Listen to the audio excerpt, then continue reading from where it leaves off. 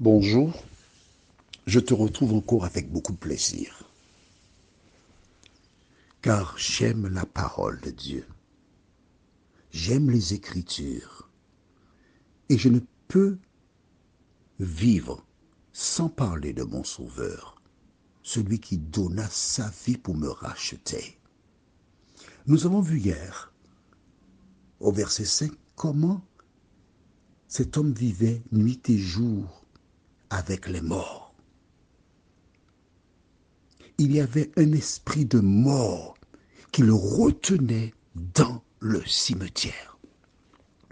Tu peux avoir un enfant, une épouse, un époux qui n'a pas l'esprit de Dieu. Ce dernier préfère des personnes qui ont l'odeur de la mort, qui parlent de la mort, qui donnent la mort et qui vivent comme certains qui provoquent la mort. Parce qu'un esprit diabolique repose sur ces personnes. Aujourd'hui, nous voyons, il a couru. Juste avant, prions. Notre Seigneur et notre Dieu, quelle tragédie!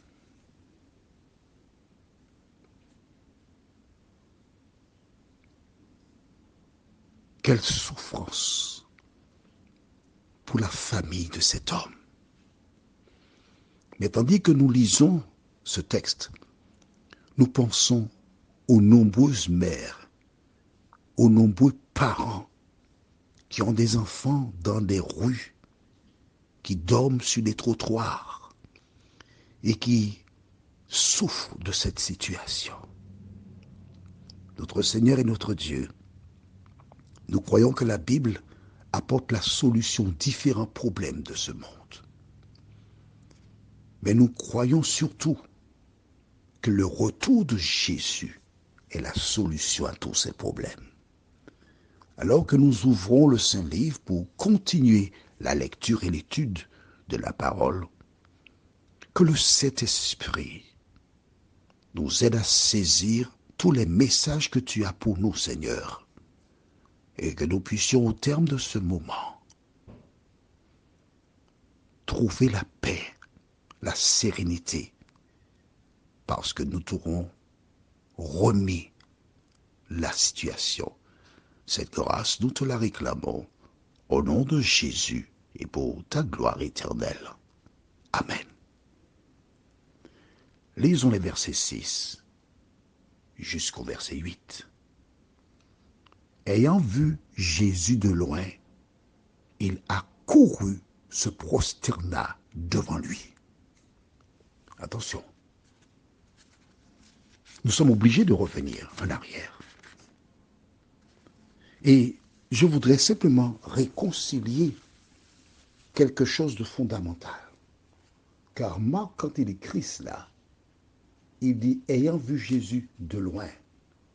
Mais note qu'il déclare au verset 2, « Aussitôt que Jésus fut hors de la barque, il vint au-devant de lui un homme sortant des sépulcres. » Dès que Jésus a posé son pied sur le sol, l'homme est venu vers lui. Mais là, au verset 6, il dit, ayant vu Jésus de loin, il a couru, se prosterna devant lui. Ma petite expérience m'autorise à faire une comparaison. Lorsque la terre va trembler, les bêtes à 1000 pattes aux Antilles commencent à monter à la surface de la terre. Il y a quelque chose dans la terre qui signale que la terre va trembler. Les chiens commencent déjà à aboyer avant que la terre commence à trembler. Je suis celui qui croit que lorsque Jésus a posé son pied sur le sol, cet homme qui était possédé, il n'avait pas d'autre choix de venir se prosterner devant Jésus. Mais au verset 6, il dit, ayant vu Jésus de loin, il a couru, se prosterna devant lui. Rappelle-toi, lorsque Satan s'est présenté devant Jésus, au terme des 40 jours de jeûne et de prière, il a dit à Jésus, si tu te prosternes et m'adores, je te donne toutes ces choses. Mais cet homme qui est possédé, il y a 12 disciples qui sont sortis de la barque, plus Jésus.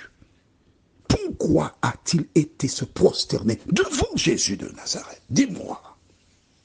Pourquoi Jésus? Pourquoi Jésus? Parce que cet homme qui est possédé, il a en lui au moins un démon. Et ce démon, c'est qui est Jésus de Nazareth. Et ce n'est pas l'homme qui s'est prosterné devant Jésus, mais le démon qui était en lui, qui s'est prosterné devant Jésus. Parce qu'il reconnaît Jésus comme le Créateur. Il reconnaît Jésus comme son supérieur. Attention, Jésus n'est pas possédé. Mais Jésus possède la solution à ton problème. Et verset 7, il s'écria d'une voix forte, qu'y a-t-il entre moi et toi, Jésus, fils du Dieu très haut? Je t'en conjure au nom de Dieu, ne me tourmente pas. Tu as vu? L'homme est possédé. L'homme est de la contrée. Comment sait-il que c'est Jésus? Il connaît son nom. Il sait qui il est. Il connaît sa puissance. Et il commence déjà à dire, Jésus, ne me tourmente pas. Laisse-moi tranquille. Laisse-moi tranquille. Je ne t'ai rien fait, Jésus. Laisse-moi tranquille. Ne me tourmente pas. Le seul qui puisse tourmenter les démons, c'est Jésus de Nazareth.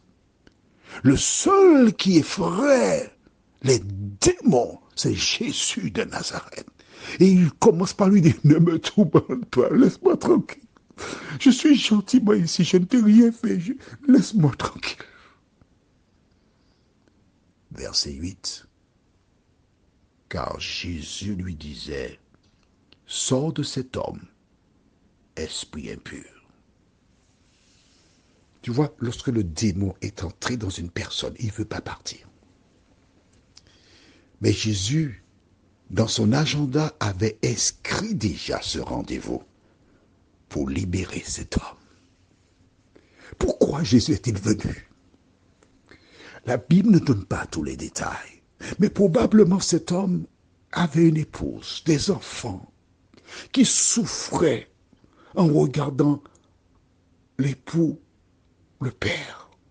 Et ces personnes n'avaient pas d'autre choix que de prier l'Éternel et dire à Dieu, Seigneur, Seigneur, délivre mon époux. Seigneur, délivre mon papa. Seigneur, délivre mon fils, délivre mon frère, délivre ma sœur. C'est pourquoi Jésus est venu.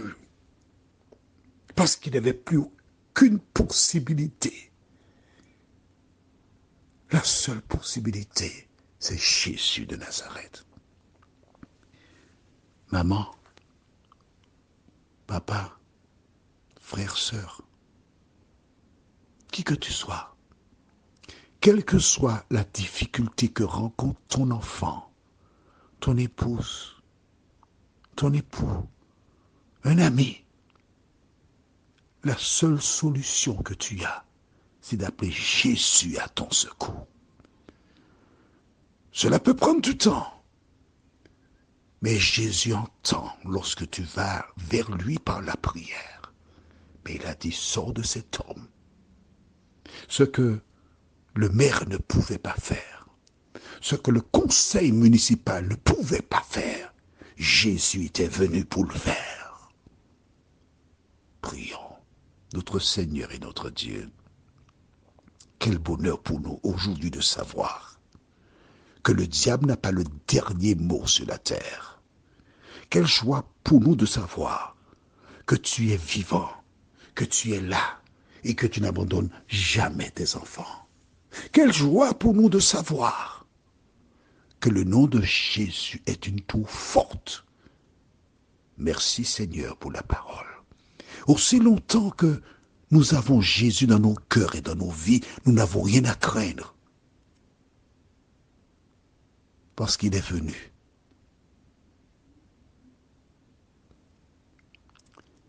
Il est venu lorsque je ne pouvais plus aller à lui. Il est venu. Et il est toujours venu de la même manière pour sauver ses enfants.